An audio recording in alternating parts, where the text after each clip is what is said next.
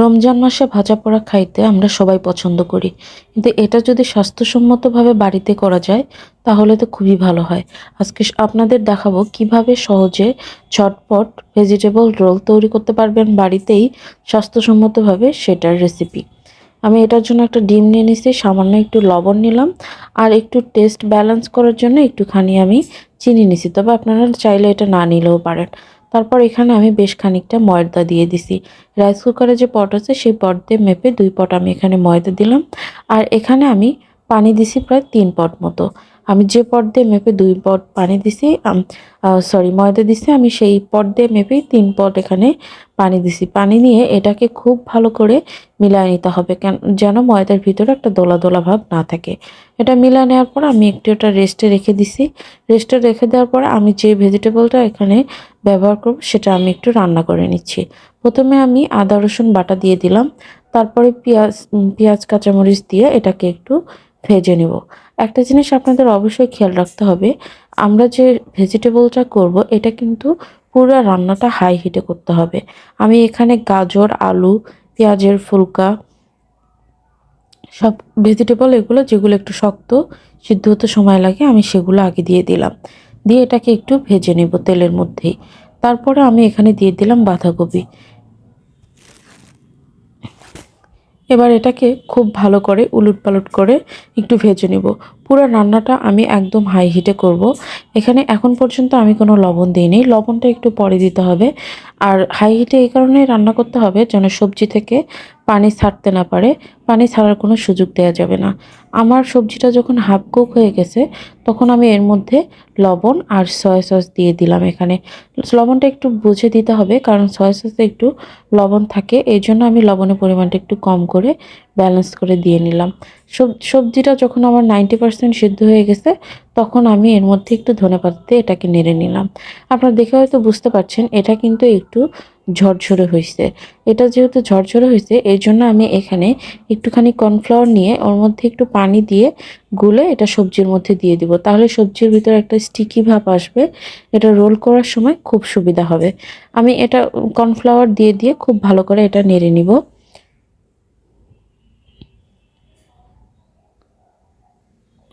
এটা না নেড়ে খুব ভালোভাবে মেশানোর পরে আপনারা দেখে বুঝতে পাচ্ছেন সবজির একটা স্টিকি ভাব আসছে, একটা আঠালো আঠালো ভাব আসছে। এরপর আমি রোল যে বানাবো সেই রুটিটা রেডি করব। আমি যে ডোটা করে রাখছিলাম সেটা দিয়ে সামান্য একটু তেল দিয়ে প্যানের মধ্যে ব্রাশ করে নিয়ে তারপর আমার ডোটা দিয়ে আমি রুটি করে করে উঠিয়ে নিচ্ছি। অবশ্যই তেল ব্রাশ করতে হবে, তেল ব্রাশ না করলে কিন্তু রুটি উঠবে না। আমি আপনাদের একটা করে দেখায় দিচ্ছি যে তেল যদি ব্রাশ না করা হয় তাহলে রুটি উঠতে কতটা অসুবিধা হয়। এটাতে আমি কোনো রকম তেল দিলাম না, তারপরে দেখেন এভাবে ঢাকনা দিয়ে সেম প্রসেসে আমি এটা উঠাতে যাচ্ছি কিন্তু উঠতেছে না। এটা উঠাতে খুবই সমস্যা হবে। খুব বেশি তেল দেওয়া যাবে না, সামান্য একটু শুধু ব্রাশ করে নিতে হবে। আমি একটুখানি তেল দিয়ে এটাকে খুব ভালো করে ব্রাশ করে নিলাম।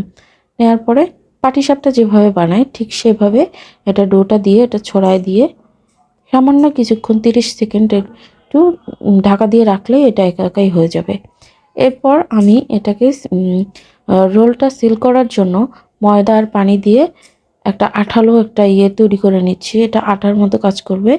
রুটিটা যে রুটিটায় আমি রোল করব সেই রুটিটার চারপাশে এইভাবে রোলগুলো দিয়ে আটাটা দিয়ে ময়দাটা দিয়ে দিতে হবে, তারপরে সুন্দরভাবে শেপ করে নিতে হবে। আমি শেপটা কিভাবে করছি আপনারা এটা দেখে বুঝে নেন। আমি কিভাবে শেপ করছি এটা আসলে দেখে বুঝে নেওয়ার একটা ব্যাপার, এটা বোঝানোর কিছু নাই। তবে অবশ্যই কিন্তু চারপাশে ময়দাটা দিতে হবে, তা না হলে দেখা যাচ্ছে যে রোলটা ছেড়ে ছেড়ে আসবে। ময়দাটা দিলে পরে সুন্দর আঠার মতো একদম লেগে থাকবে। আমি সবগুলো এভাবে বানায় নেব ধীরে ধীরে। আপনাদের বোঝার জন্য আমি আরেকটা আপনাদের তৈরি করে দেখায় দিচ্ছি এটা কতটা ইজি তৈরি করা, আর করতে খুব বেশি সময় লাগে না। আপনারা এভাবে করে ঠিক আমি যেভাবে বানায় রাখলাম ঠিক এভাবে বানায় ডিপ ফ্রিজে রেখে দিতে পারবেন মাসখানেক। আপনারা চাইলে রমজানের আগে এটা করে ডিপে রেখে দিতে পারেন, ইফতারের আগ মুহূর্তে এটা ভেজে নিলেই হবে। তেলটা হালকা গরম হয়ে গেলে আমি একেবারে ডুবা তেলে এটাকে ভাজবো না, তেলটা গরম হয়ে গেলে আমি রোলগুলো এর মধ্যে দিয়ে দিব। তারপর হালকাভাবে এটা ভেজে নেব।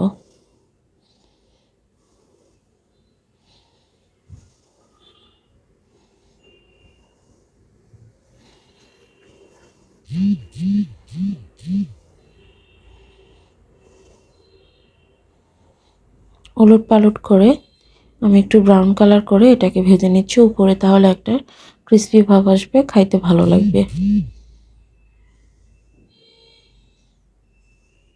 হয়ে গেল আমার বাড়িতে করা স্বাস্থ্যসম্মত ভেজিটেবল রোলের রেসিপি।